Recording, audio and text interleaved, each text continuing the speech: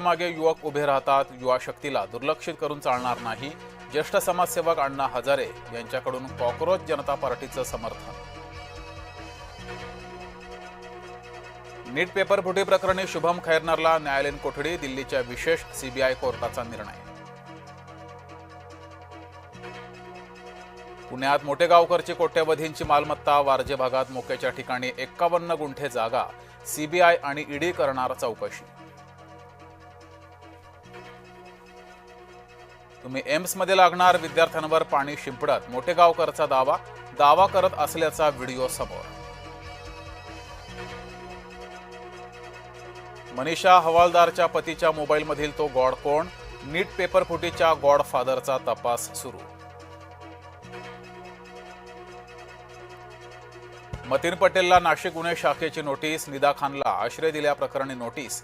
पटेल नाशिक पोलिसांसमोर हजर राहणार का, याकडे लक्ष.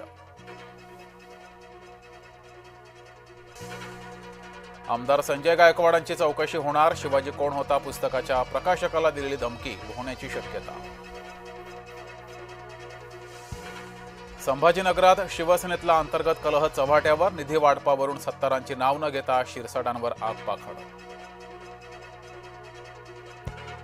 हाकेंची प्रसाद लाड जरांगेंवर शिवराळ भाषेत टीका. प्रसाद लाडांना पाठवून भाजपानं सेल्फ गोल केल्याचाही आरोप. अमित ठाकरेंना वाढदिवसाच्या शुभेच्छा देण्यासाठी मनसैनिकांची गर्दी.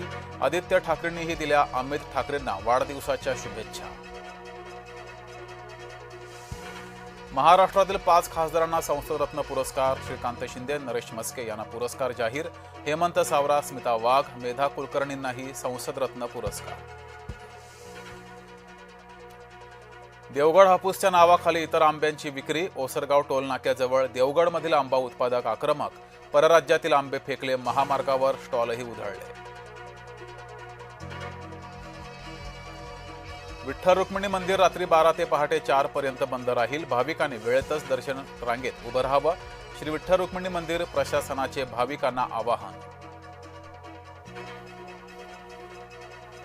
चंद्रपूर जिल्ह्यात 4 महिलांचा बळी घेणारी वाघीण अखेर जेरबंद. ग्रामस्थांनी सोडला सुटकेचा निश्वास. बोरिवलीमधील पबमधील बाउन्सरची दादागिरी. बाउन्सरकडून लाथाबुक्क्या, लादी, दगडानं ग्राहकांना मारहाण. मारहाणीत 2 जण गंभीर जखमी. यवतमाळमध्ये बजरंग दलाच्या कार्यकर्त्यांची गो तस्करांकडून हत्या. घटनेचा थरार सीसीटीव्हीत चित्रित.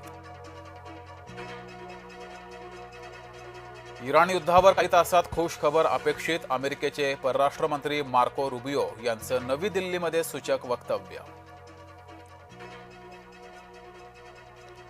पाकिस्तान लष्कराच्या सैनिकांवर बलुचिस्तानमध्ये भीषण दहशतवादी हल्ला. 24 जणांचा मृत्यू. सैनिक आणि लष्करी अधिकारी असलेल्या ट्रेनवर स्फोटकांनी भरलेली कार धडकवली. आणि रणवीर सिंग आणि फरहान अख्तरमधील डॉन 3 चित्रपटाचा वाद निर्माता संघटनेत पोहोचला. 25 मे रोजी निकाल येण्याची शक्यता.